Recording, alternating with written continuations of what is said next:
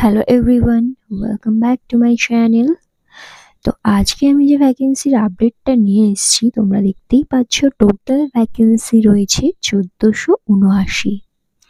আর হ্যাঁ, এটা কিন্তু গভর্নমেন্টাল ভ্যাকেন্সি, ঠিক আছে? সেন্ট্রাল গভর্নমেন্টের কিন্তু ভ্যাকেন্সি আউট হয়ে গেছে, যেখানে অল ইন্ডিয়া কিন্তু অ্যাপ্লাই করতে পারবে। টোটাল ভ্যাকেন্সি তোমরা দেখতেই পাচ্ছ 1479টা ভ্যাকেন্সি রয়েছে। ভ্যারিয়াস পোস্টের জন্য কিন্তু ভ্যাকেন্সিটা আউট হয়ে গেছে।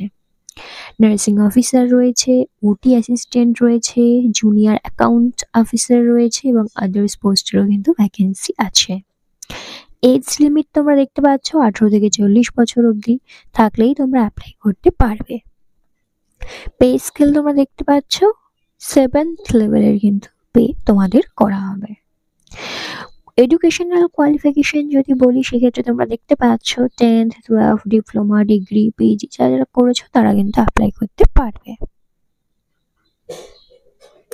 এরপর সিলেকশন প্রসেস। তো সিলেকশন প্রসেস কিভাবে হবে? Common recruitment test, CR test হবে, দেন স্কিল টেস্ট হবে, ঠিক আছে? ফার্স্ট এক্সাম হবে, দেন স্কিল টেস্ট হবে। এরপর হচ্ছে দেখো ক্লোজিং ডেট, লাস্ট ডেট কবে? 30/6 হচ্ছে কিন্তু লাস্ট ডেট ভ্যাকেন্সির, ঠিক আছে? তো 30 তারিখের আগে কিন্তু তোমাদেরকে অ্যাপ্লাই করে নিতে হবে। চলো এবারে দেখি কোন পোস্টের জন্য কতগুলো ভ্যাকেন্সি রয়েছে। তো ফার্স্টে তোমরা দেখতে পাচ্ছ নার্সিং অফিসার। নার্সিং অফিসারের জন্য কিন্তু 1200খানা ভ্যাকেন্সি আছে। এরপর দেখতে পাচ্ছ ওটি অ্যাসিস্ট্যান্ট, ওর জন্য দেখো 81 ভ্যাকেন্সি রয়েছে। জুনিয়র অ্যাকাউন্টস রয়েছে দেখো 6খানা। টেকনিশিয়ান অফিসার রয়েছে, সেটা হচ্ছে একটা। নিউক্লিয়ার মেডিসিন টেকনোলজিস্টের জন্য 7টা ভ্যাকেন্সি রয়েছে। স্টোর কিপারের জন্য দেখতে পাচ্ছ 22টা ভ্যাকেন্সি। মেডিকেল সোশ্যাল সার্ভিস অফিসারের জন্য 2টো। সিনিয়র অ্যাডমিনিস্ট্রেটিভ অ্যাসিস্ট্যান্টের জন্য 32 পোস্ট রয়েছে। স্টেনোগ্রাফারের জন্য 64। সিএসএসটি অ্যাসিস্ট্যান্টের জন্য 20 পোস্ট রয়েছে। ড্রাফটম্যানের জন্য একটা। হসপিটাল অ্যাটেন্ডেন্ট গ্রুপ 2 জন্য 43। টোটাল দেখতে পাচ্ছ 1479টা ভ্যাকেন্সি।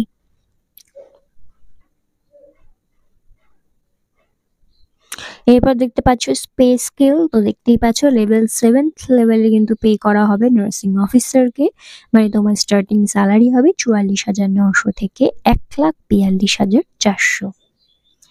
লেভেল 6 পেমেন্ট করা হবে হচ্ছে কি যে junior accounts technical officer, store keeper, medical social service officer, তাদেরকে যেখানে দেখতে পাচ্ছ 35,000 থেকে 1,12,400 অব্দি পেমেন্ট করা হবে। এছাড়া নিউক্লিয়ার মেডিসিন যাদের রয়েছে বা ওটি অ্যাসিস্ট্যান্ট যারা রয়েছে তাদেরকে 29,200 পেমেন্ট করা হবে। সিনিয়র অ্যাডমিনিস্ট্রেটিভ স্টেনোগ্রাফার যারা রয়েছে তাদের 25,000।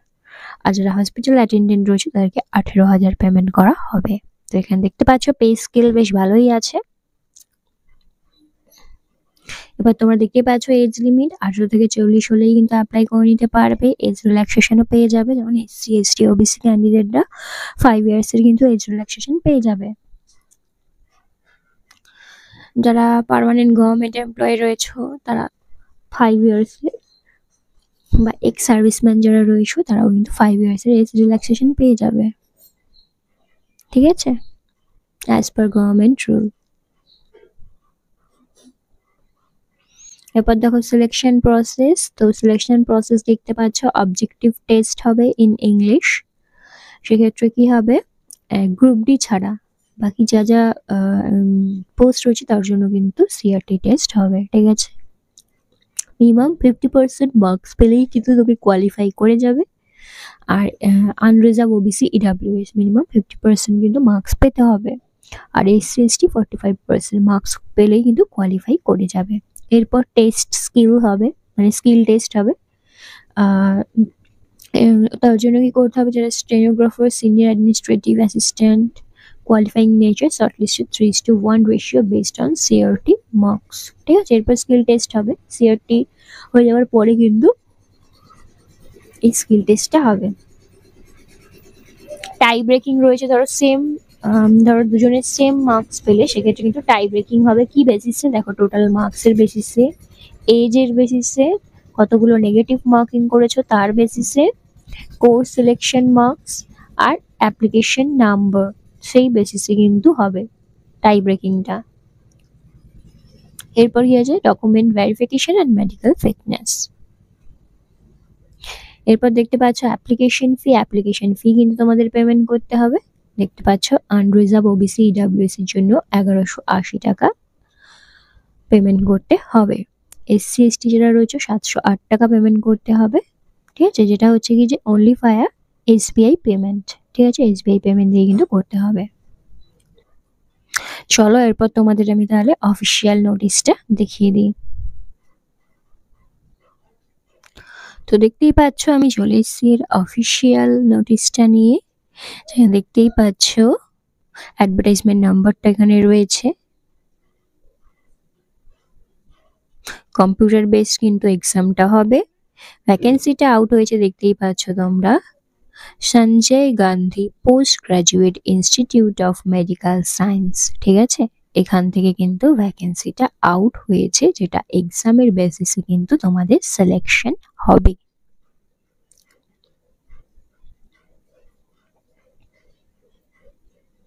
এখানে তোমরা দেখতেই পাচ্ছ ভ্যারিয়াস পোস্টের ভ্যাকেন্সি তোমরা দেখতে পাচ্ছ, এবং কাস্ট ওয়াইজ এখানে কিন্তু কার কতগুলো পোস্ট রয়েছে কোন ভ্যাকেন্সির জন্য এখানে সব কিন্তু দিয়ে দিয়েছে। এখানে দেখতে পাচ্ছ নার্সিং অফিসার এসসির জন্য 253টা রয়েছে, এসটির জন্য 24টা, ওবিসি ক্যান্ডিডেটদের জন্য রয়েছে দেখো 324টা, ইডাব্লিউএস ক্যান্ডিডেট যারা রয়েছে তাদের জন্য 119টা রয়েছে, আনরিজার্ভ ক্যাটাগরির জন্য 480খানা ভ্যাকেন্সি রয়েছে। টোটাল তোমরা দেখতে পাচ্ছ 1200টা ভ্যাকেন্সি। এখানে কাস্ট ওয়াইজ দেখো ভাগ করা রয়েছে। পে লেভেল তোমরা দেখতে পাচ্ছ লেভেল 7 পে করা হবে, যেটা হচ্ছে গ্রুপ বির আন্ডারে পড়বে। এরপর তোমরা দেখতে পাচ্ছ জুনিয়র অ্যাকাউন্টস, যেখানে তোমরা দেখতে পাচ্ছ কতগুলো কার পোস্ট রয়েছে। এসসিদের জন্য 2টো, এসটিদের জন্য নেই, ওবিসির জন্য 1টা, ইডাব্লিউএস দের জন্য নেই, আনরিজার্ভদের জন্য 3টে। টোটাল 6টা পোস্ট একে লেভেল 7 পে করা হবে। টেকনিক্যাল অফিসারের জন্য দেখতে পাচ্ছ 2টো পোস্ট রয়েছে, যেটা এসসির জন্য একটা, হ্যাঁ একটাই পোস্ট রয়েছে যেটা হচ্ছে এসসি ক্যান্ডিডেটদের জন্য। নিউক্লিয়ার মেডিসিনের জন্য দেখতে পাচ্ছ পোস্ট রয়েছে, স্টোর কিপারের জন্য পোস্ট রয়েছে, মেডিকেল সোশ্যাল সার্ভিস অফিসারের জন্য পোস্ট রয়েছে ভাগ করা, তোমরা চেক করে নিতে পারো। স্টেনোগ্রাফার আছে, সিএসএসটি রয়েছে, হসপিটাল অ্যাটেন্ডেন্ট রয়েছে, তোমরা এখান থেকে দেখে নিতে পারো। ঠিক আছে, হসপিটাল অ্যাটেন্ডেন্ট তোমরা দেখো এসসির জন্য দেখো 9টা পোস্ট রয়েছে, ওবিসিদের জন্য 13টা, ইডাব্লিউএস এর জন্য 4টে, আর আনরিজার্ভদের জন্য 17টা। টোটাল 43 পোস্ট কিন্তু রয়েছে। এদের লেভেল 1 পে করা হবে, যেটা হচ্ছে গ্রুপ ডি হিসাবে। ঠিক আছে, তো এইখানে তোমরা দেখতে পাচ্ছ। এরপর দেখো তোমরা এই যে ওটি অ্যাসিস্ট্যান্ট, যারা ওটি টেকনিশিয়ান হিসেবে জয়েন করতে চাও তাদেরও কিন্তু পোস্ট রয়েছে, যেখানে তোমরা দেখতে পাচ্ছ এসসিদের জন্য কিন্তু 21টা পোস্ট রয়েছে, আর এসটিদের জন্য 2টো, ওবিসির জন্য 30 পোস্ট রয়েছে, আর ইডাব্লিউএস এর জন্য কিন্তু পোস্ট নেই, ইডাব্লিউএস ক্যান্ডিডেটদের জন্য কিন্তু কোনো পোস্ট নেই। জেনারেল বা আনরিজার্ভদের জন্য কিন্তু 28টা পোস্ট রয়েছে, টোটাল 81। এটা লেভেল 5 পেমেন্ট করা হবে, যেটা হচ্ছে সি, গ্রুপ সির আন্ডারে পড়বে। তো তোমরা দেখতেই পাচ্ছ কার কতগুলো পোস্ট রয়েছে কোন ভ্যাকেন্সির জন্য, কাস্ট ওয়াইজ কি কি মানে কতগুলো করে ভ্যাকেন্সি আছে, তোমরা ভালো করে চেক করে নেবে, সেই অনুযায়ী কিন্তু তোমরা অ্যাপ্লাইটা করবে। ঠিক আছে, এরপর দেখতে পাচ্ছ ইনস্ট্রাকশন, যারা যারা অ্যাপ্লাই করবে কিভাবে অ্যাপ্লাই করবে। এই যে অ্যাপ্লিকেশন লিঙ্ক কিন্তু দিয়ে দেওয়া হয়েছে, দেখো এই যে ওয়েবসাইটটা www.sgpims.org.in, এই যে অফিসিয়াল ওয়েবসাইটটা দিয়েছে, এই অফিসিয়াল ওয়েবসাইটে গিয়ে কিন্তু তোমরা অ্যাপ্লাই করতে পারবে। আর যারা যারা এই নোটিফিকেশনটা বা পিডিএফটা চাইছো তারা আমি এই চ্যানেলের ডেসক্রিপশন বক্সে হোয়াটসঅ্যাপের গ্রুপ দিয়ে দেবো, গ্রুপে জয়েন হয়ে যাও এবং সেখানে আমি এই পিডিএফটা দিয়ে দেবো, ওখান থেকে পিডিএফটা তোমরা ডাউনলোড করে নিতে পারো। এরপর কি লাগবে দেখে নাও।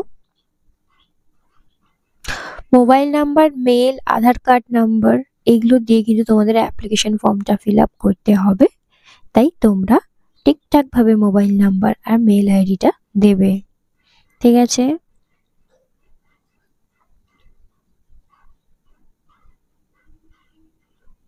এরপর এখানে ইম্পর্টেন্ট গাইডলাইন্স দিয়ে দিয়েছে, তোমরা যারা যারা অ্যাপ্লাই করবে এখানে ভালো করে কিন্তু তোমরা চেক করে নিতে পারো, পুরো ডিটেলসটা ভালো করে পড়ে নেবে, দেন তোমরা অ্যাপ্লাই করবে।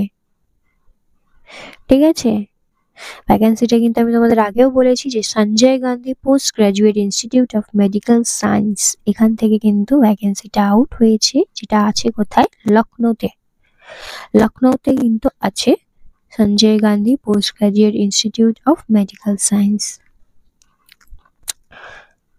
ঠিক আছে, এবারে রয়েছে ফি, কার কত ফি পেমেন্ট করতে হবে। যেখানে আনরিজার্ভদের জন্য তোমরা দেখতে পাচ্ছ 1000 টাকা ফি পেমেন্ট করতে হবে, আর জিএসটি কেটে 1180। ওবিসি ইডাব্লিউএস দের জন্যও সেম, আর এসসি এসটিদের ক্ষেত্রে 708 টাকা পেমেন্ট করতে হবে। ঠিক আছে?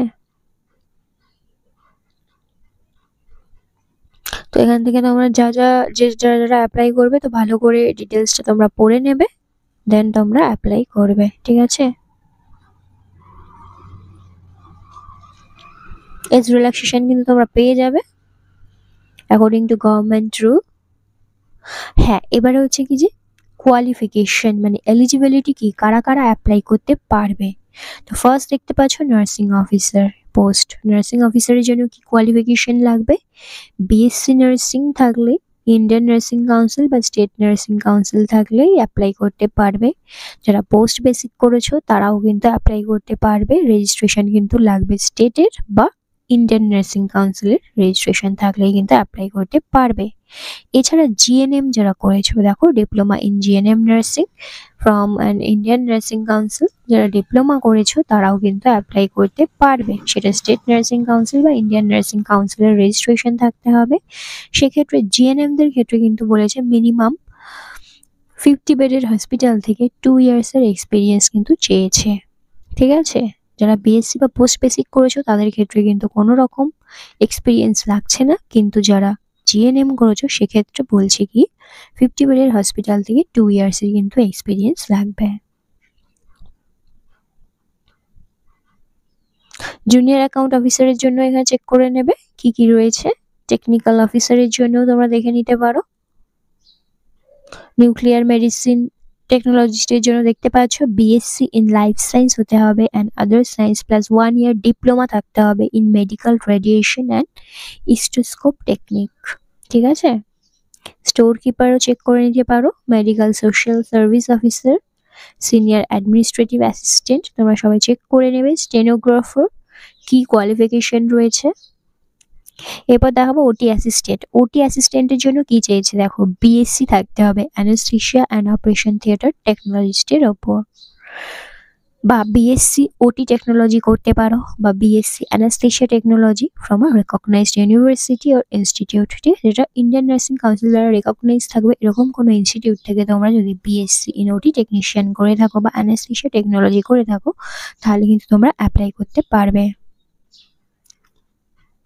ঠিক আছে? নেক্সট হচ্ছে হাউ টু অ্যাপ্লাই, কি করে অ্যাপ্লাই করবে। তো অ্যাপ্লাই করার জন্য তোমাদের এই যে অফিসিয়াল ওয়েবসাইটটা দেখতে পাচ্ছ http://www.sgpims.org.in, এটা হচ্ছে Sanjay Gandhi post graduate institute. ঠিক আছে? এর অফিসিয়াল ওয়েবসাইট।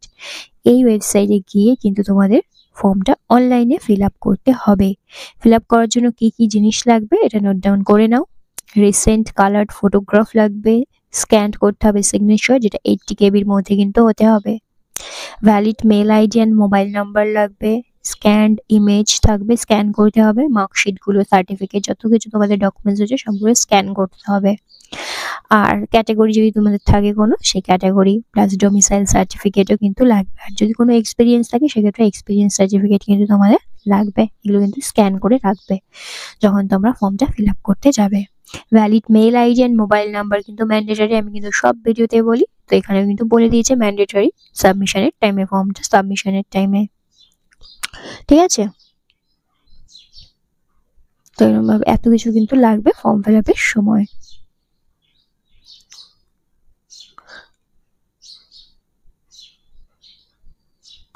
আর দেখো যখন ফর্ম ফিল আপ করবে, যখন কোনো স্টেজে ভুল হয়ে যাবে, নেক্সট স্টেজে কিন্তু তোমরা গিয়ে এডিট করতে পারবে না। তাই ফর্ম ফিল আপ করার পর 2 টাইমস চেক করে নেবে সব ঠিকঠাক দিয়েছো কিনা। ঠিক আছে, ঠিকঠাক ইনফরমেশন দিয়েছো কিনা চেক করবে, দেন তোমরা পরের স্টেপে যাবে। কারণ এখানে বলে দিয়েছে, দেখো, the candidate will not be able to edit or delete any fields.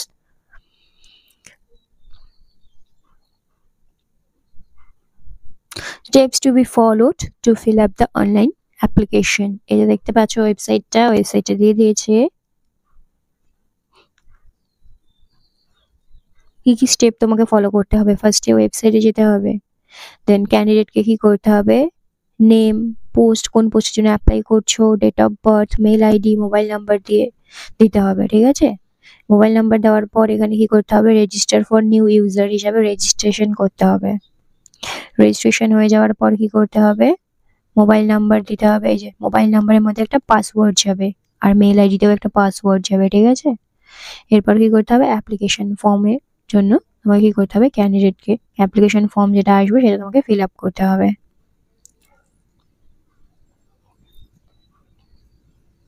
বা তুমি লগ আউট করে বেরিয়ে যেতেও পারো, যখন পুরো ডকুমেন্টস চলে আসবে তারপর তুমি step by step fill up করবে। ফার্স্ট তোমাকে রেজিস্ট্রেশন করে নিতে হবে, রেজিস্ট্রেশন করে নিলেই তোমাদের মেল আইডিতে আর মোবাইল নাম্বারে কিন্তু একটা পাসওয়ার্ড চলে আসবে। এরপর ওই পাসওয়ার্ড দিয়ে তুমি লগ ইন করে ফর্মটা ফিল আপ করবে। ঠিক আছে,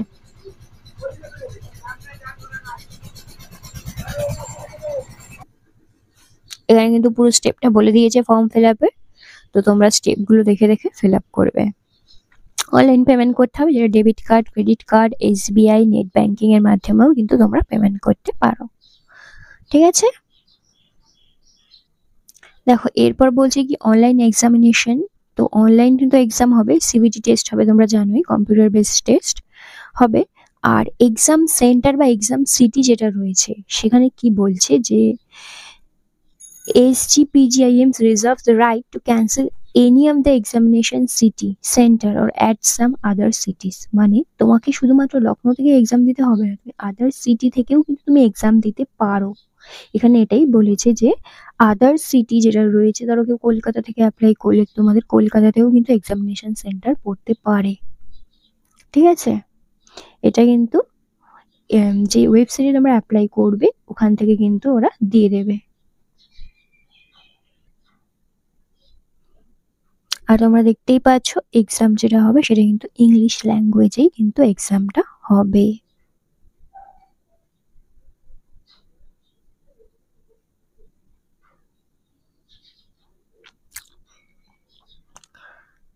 কি কি সিলেবাসে এক্সাম হবে, সিলেবাসটা বলে দিয়েছে, will be uploaded in the institute website. এই যে ইনস্টিটিউটের ওয়েবসাইট যেটা রয়েছে, এই যে দেখতে পাচ্ছ www.sdpgi.ac.in, তো এই ওয়েবসাইটে কিন্তু সিলেবাসটা আপলোড করে দেবে। ঠিক আছে, আর তোমাদের স্কিল টেস্ট বা টেকনিক্যাল এক্সামিনেশনও কিন্তু একটা হবে এক্সামের পর।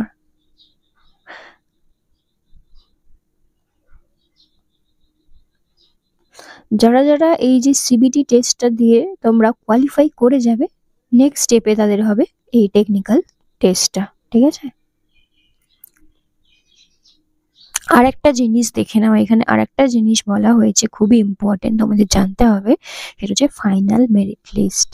দেখো যারা SC ST OBC জেনারেল কাস্টের জন্য অ্যাপ্লাই করছো, যারা এই লখনৌর মানে রেসিডেন্টাল, তারাই কিন্তু এই কাস্টের সুবিধাটা পাবে। যারা বাইরের স্টেট থেকে অ্যাপ্লাই করছো তাদেরকে কিন্তু আনরিজার্ভ হিসাবেই কিন্তু ধরা হবে, তারা কিন্তু এই ক্যাটাগরির সুবিধাটা পাবে না।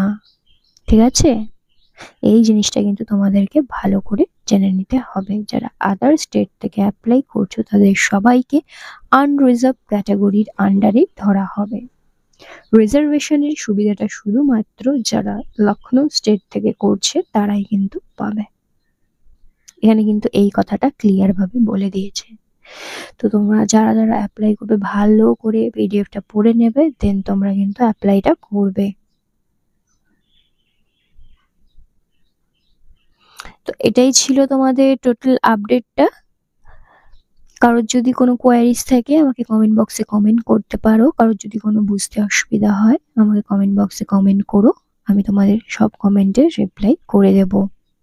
ঠিক আছে? তো আর এই পিডিএফটা আমি আমার হোয়াটসঅ্যাপ গ্রুপে দিয়ে দেবো, তো তোমরা ওখানে জয়েন হয়ে যাও, সেখান থেকে তোমরা পিডিএফটা ডাউনলোড করে নাও। ঠিক আছে? Till then by.